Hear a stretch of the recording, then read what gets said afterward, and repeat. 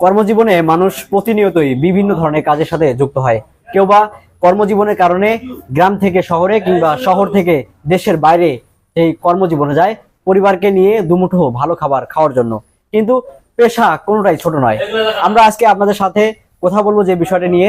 দেখতে পাচ্ছেন এক চাচা বাদাম বিক্রেতা, ইনি দিনাজপুরে খানসামা উপজেলা যে উপজেলা পরিষদ চত্বর রয়েছে এই চত্বরে কিন্তু প্রতিনিয়তই বাদাম বিক্রি করে।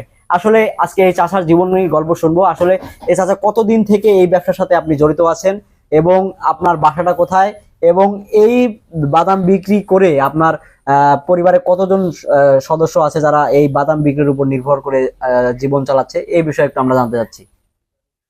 আমার 7 জন, পরিবারের 7 জন সদস্য,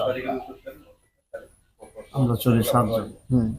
এর আগে ব্যবসাতে আল্লাহ মোটামুটি ভালোই যা চলছে, কিন্তু এখন ব্যবসা উন্নত নেই, ব্যবসা ভালো না। আগে 400, 500, 600, 700 ইনকাম করছে, এখন 200, 250, 300। এখন দিনটা খুব আমাদের কষ্ট যেতেছে। আমরা তো কোনো অনুদান নাই, আমাদের জড়িত কেউ নাই। আল্লাহ কোন হারে দিন নেয়, এটাই আল্লাহ তাআলা ভালো শুকর না একটু। এই বাদাম বিক্রি দিয়ে মানে আপনার 7 জন পরিবার চলে? হ্যাঁ, আমার বাদাম বেশি, আমি 7টা লোকের আহার আল্লাহ লোগায় জোগায়। দিন শেষে কত টাকা বেচা বিক্রি হয়? দিন ভাঙ্গে যে 1000, 1200, 1300 বিক্রি হয়। তাতে দেখা যায় 300, 400, 200, 250 এরকম লাভ থাকে। হ্যাঁ। আপনার বাসাটা কোন জায়গায়? আমার বাসা 3 নম্বর শতগ্রাম, রাঙ্গালি ভাড়া। এই বাদাম বিক্রির সাথে কত বছর থেকে জড়িত হয়ে আছে? আমি বাদাম বেশি 10 বছর ধরে। 10 বছর ধরে।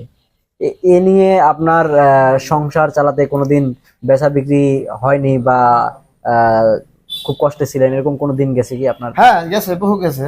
কোনোদিন মনে করেন যে 15 দিন কাটানো লাগছে। 15 দিন কাটাতে হয়েছে। আপনার যে 7 জন পরিবারের সদস্য, 7 জন কি আপনার অন্য কোনো ধরনের কাজ করে না? আমাদের যে অন্য ধরনের কাজ, এখন মনে করেন এক ছেলে ঢাকা আছে, এখন কোন রকম বগুড়ি ঢাকা আছে, সে আলাদা খায়। আলাদা খায়। আরেক ছেলে ইস্কা ভ্যান চালায়, আলাদা খায়। এখন আমার বেটি বা নাতি পুতি এগুলো এখন সংসার কোন চালানো। আচ্ছা, আপনার 2 ছেলে মানে তার ছেলে এবং মেয়েকে নিয়ে আলাদা আলাদা খাচ্ছে। বর্তমানে আপনার পরিবারে কতজন সদস্য এইটার উপর নির্ভর করে? এখন বর্তমানে 5 জন। 5 জন। 5 জন এই বাদাম বিক্রির উপরে নির্ভর করে।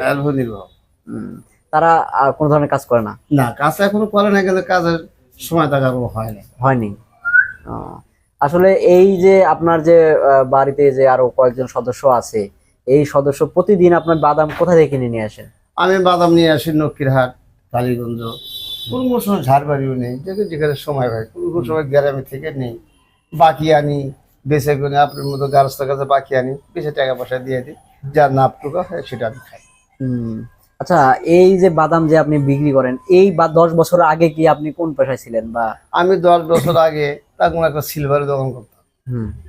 তখন মনে করেন হিসেবে তখন আমাদের একটু সংসারটা একটু আগিয়েছিলাম। এটা বাস্তব ভিটাটা কোনো রকম করা হয়েছে, এতে কোনো রকম ছেলে সন্তান নিয়ে থাই না, আসছে নেওয়া হয়েছে। তাহলে আপনার কয় ছেলে কয় মেয়ে?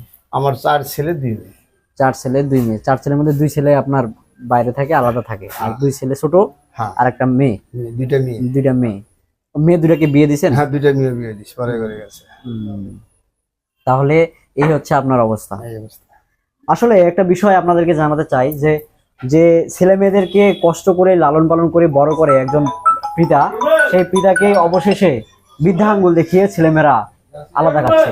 একটা বিষয় লক্ষ্য করলেন, এনার পরিবারের 4টা ছেলে, 4টা ছেলের ভিতরে 2টা ছেলেই আপনার বিবাহ করেছে। বিবাহ করার পরে যে ছেলে সন্তান আছে, সেই ছেলে সন্তানকে দিয়ে আলাদাভাবে জীবন সংসার চালাচ্ছে। কিন্তু যে বাবা জন্ম দিয়েছে সেই বাবাকে রেখে তারা কিন্তু আলাদা সংসার করছে। এবং বাবাকে, আপনাকে কি কোনো টাকা পয়সা দেয়? না, টাকা পয়সা দেয় না। আপনার কষ্ট লাগে না যে যে ছেলেকে যে আমি নিজে হাতে পালন করলাম, বড় করলাম, সেই ছেলে আজকে আমাকে? আমি তাতে কিছু করে দিতে পারি না, কষ্ট করে না। আমি গালা দিলে আমার হাত পা শক্ত আছে, আমি কর্ম করে কোন মনে আল্লাহ পাক দিন নিতেছে। এখন আবার আরেক ছেলে বিয়ে করেছি, ওরাও পৃথক। এখন একটা আছে, একটা ছেলে আছে। ওটা বয়স কত হবে? ওটা বয়স মনে করেন 24। পড়ালেখা করতেছে? ওটা মনে করেন ক্লাস এই আর কি 7 লেখাপড়া করছে। আসলে আপনাদেরকে একটা বিষয় এই ভিডিওর মাধ্যমে বলতে চাই, বা একটা বিষয় তুলে ধরার জন্য চেষ্টা করছি, যে যে সন্তানকে আপনারা লালন পালন করবেন, সেই সন্তান দিন শেষে বাবা মার বুকে এরকম ভাবে লাথি মেরে চলে যায়। কিন্তু সমাজের যেসব ছেলেমেয়েরা আছে তারা, আমার কথা হচ্ছে যে তারা যেন বাবা মাকে, বৃদ্ধ বাবা মাকে, যে বাবা মা বড় থেকে ছোট থেকে বড় করেছে তাদের পাশে থাকানো, এটাই ছিল বলা।